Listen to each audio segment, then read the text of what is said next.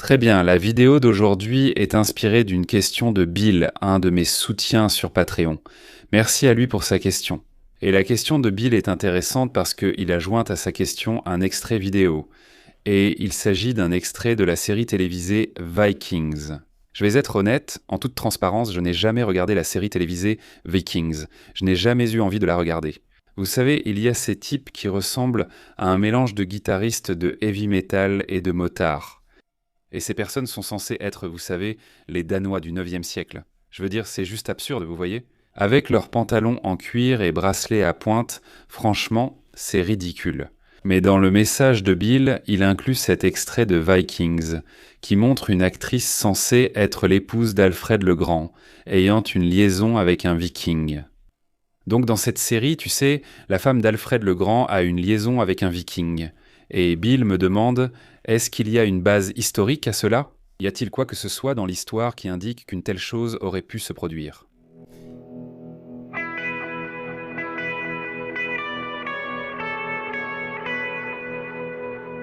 Et pour aller droit au but, la réponse est non. Il n'y a absolument rien dans l'histoire qui nous amènerait à croire que la femme d'Alfred le Grand aurait eu ou a eu une liaison avec un viking. Tout d'abord, en ce qui concerne spécifiquement la femme d'Alfred le Grand, nous savons très peu de choses sur elle. Nous n'avons pas beaucoup d'informations à son sujet. Donc je pense qu'il faut se demander, est-ce que tout cela est plausible ? La façon dont l'adultère est souvent représenté dans ces films, se déroulant au Moyen-Âge, est-ce plausible ? Par exemple, dans le cas de la femme d'Alfred le Grand. Ici. Je veux dire, il y a toutes sortes de choses qu'on peut analyser dans cet extrait qui nous montrent à quel point c'est ridicule et à quel point un tel scénario serait improbable. Tout d'abord, l'extrait montre la femme d'Alfred le Grand, Elswith, c'était son nom, se promenant dans ce qui semble être un marché. Donc elle est complètement seule. Donc, d'accord. Donc, la femme noble la plus haut placée du royaume de Wessex se promène simplement, sans protection, sans escorte, et elle tombe sur ce type viking. Et ils échangent quelques mots, puis ils partent ensemble vers une maison quelque part. Voilà ce qu'il faut examiner. Tout d'abord, à quoi aurait réellement ressemblé la vie de l'épouse d'Alfred le Grand, les femmes nobles de haut rang au Moyen-Âge. Elle ne disait-le pas simplement « Tu sais, je pense que je vais aller me promener un peu sur la place publique ». Si une femme noble du Moyen-Âge voulait, tu sais, aller au marché, et cela arrivait. Parfois, elles y allaient avec une très grande suite. Elles étaient accompagnées de nombreuses dames de leur entourage. Parce qu'une femme du rang de l'épouse d'Alfred le Grand aurait eu de nombreuses suivantes. Il s'agissait de femmes nobles, vous savez, de servantes qui auraient été ses compagnes, des femmes qui auraient pris soin de tous ses besoins. De plus, elle aurait eu des gardes avec elle aurait eu une escorte armée d'hommes, donc il y aurait eu des hommes avec des armes. Il s'agirait des hommes de son mari affectés à cette tâche particulière. Il l'aurait accompagnée si elle faisait quelque chose comme cela. C'est tout simplement ridicule d'avoir une scène dans cette série télévisée où la femme d'Alfred le Grand se promène toute seule et peut tomber sur l'un des ennemis de son mari, juste en train de se balader. C'est absurde, et cela m'amène au titre de la vidéo. Et la question que je voulais poser était, à quel point était-il courant au Moyen-Âge que des femmes nobles aient des relations extra-conjugales ? Je veux dire, vous regardez des films et des séries télévisées. On pourrait croire que chaque reine, vous savez, avait un amant en secret, mais la vérité c'est que, étant donné les réalités quotidiennes de, la vie. Pour l'aristocratie médiévale, je pense que c'était peu probable. Je pense qu'il était rare que les femmes nobles médiévales aient des relations illicites. Je ne dis pas que cela n'est jamais arrivé, et bien sûr que si. Nous avons des exemples, comme l'épouse d'Édouard II. Elle lui a été infidèle, mais il était, disons-le, notoirement faible, et il avait apparemment même des préférences qui ne se portaient peut-être pas sur elle. Tout d'abord, simplement la façon dont les gens vivaient au Moyen-Âge, les aristocrates médiévaux étaient très rarement seuls. Pour une noble médiévale, elle était toujours entourée de ses dames de compagnie, des femmes de haut rang qui étaient ses suivantes. Elle aurait également eu des escortes militaires autour d'elle, il y aurait eu des gardes pour veiller sur elle. L'idée qu'une reine ou une noble de haut rang aurait beaucoup d'occasions d'avoir une liaison sans que personne ne le sache, cela semble assez improbable. Je veux dire, vous savez, si vous êtes la reine de France et que vous avez une liaison, certaines de vos dames de compagnie auront probablement pas mal de motivation pour en parler au roi ou pour en parler à quelqu'un d'autre.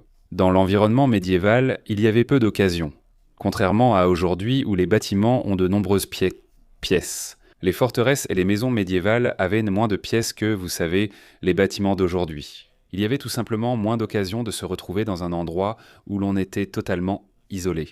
La littérature médiévale parle d'un endroit où les amants se retrouvent souvent. C'est dans un verger.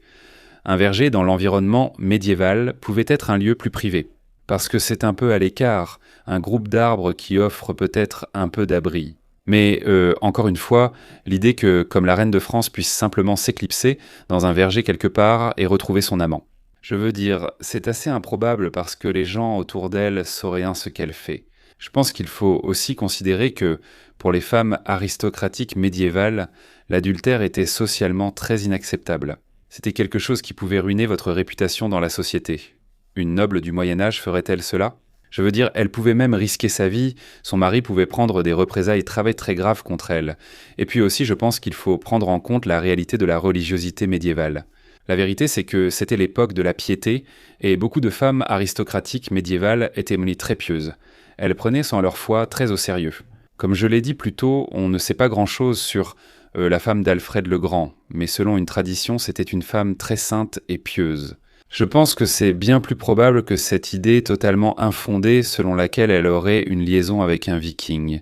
En fait, Elsweth est reconnue comme sainte dans l'Église d'Orient, bien que peu de documents et d'informations existent à son sujet.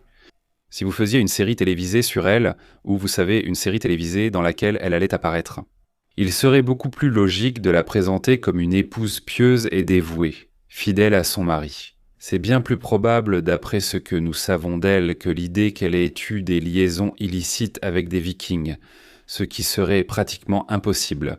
Donc encore une fois, je ne dis pas que cela n'ait jamais arrivé.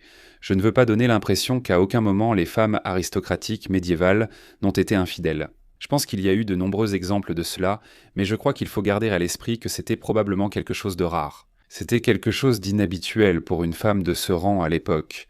Pour les hommes, c'était bien plus socialement acceptable. L'Église exerçait une pression considérable sur les hommes aristocratiques médiévaux pour qu'ils restent fidèles à leurs vœux de mariage. Et au fil du Moyen-Âge, le christianisme s'est de plus en plus profondément enraciné dans la société.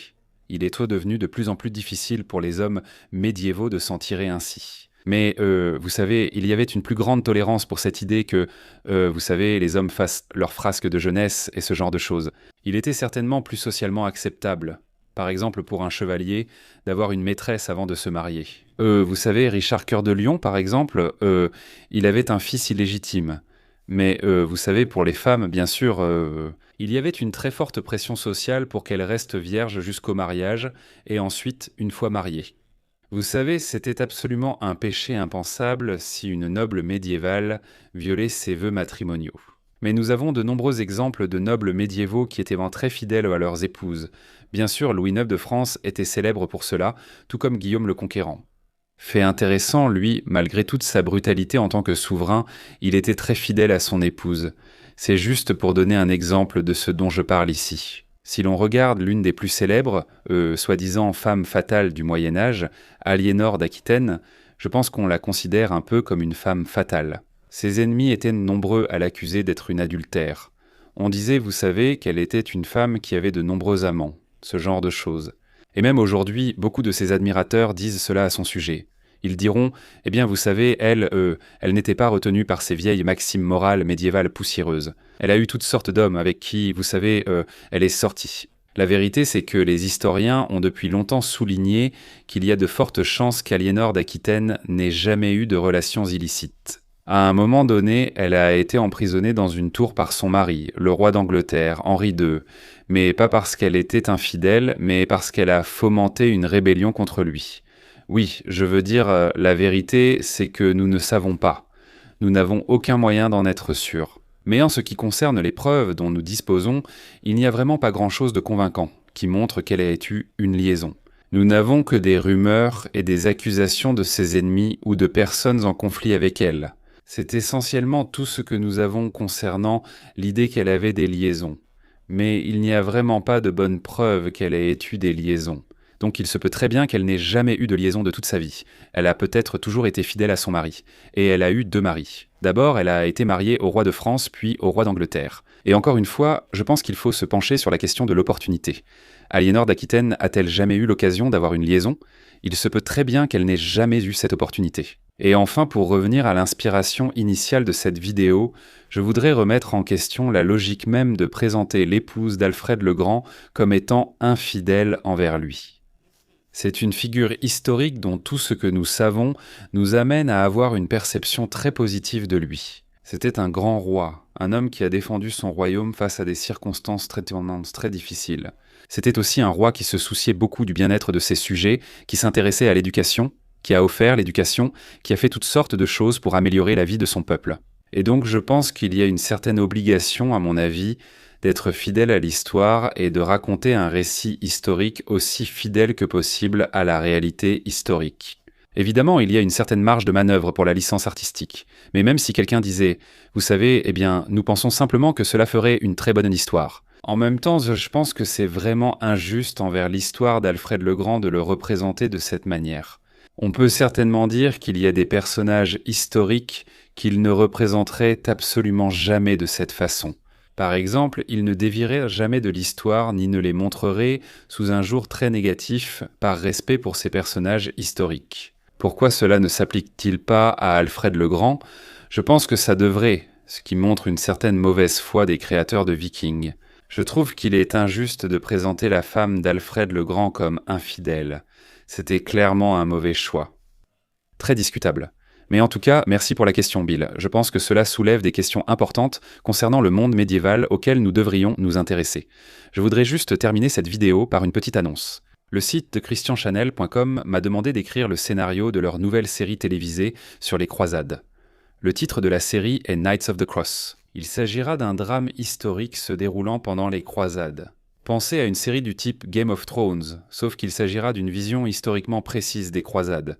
Ça m'enthousiasme vraiment. C'est exactement le genre de projet sur lequel j'ai toujours voulu travailler. C'est ça.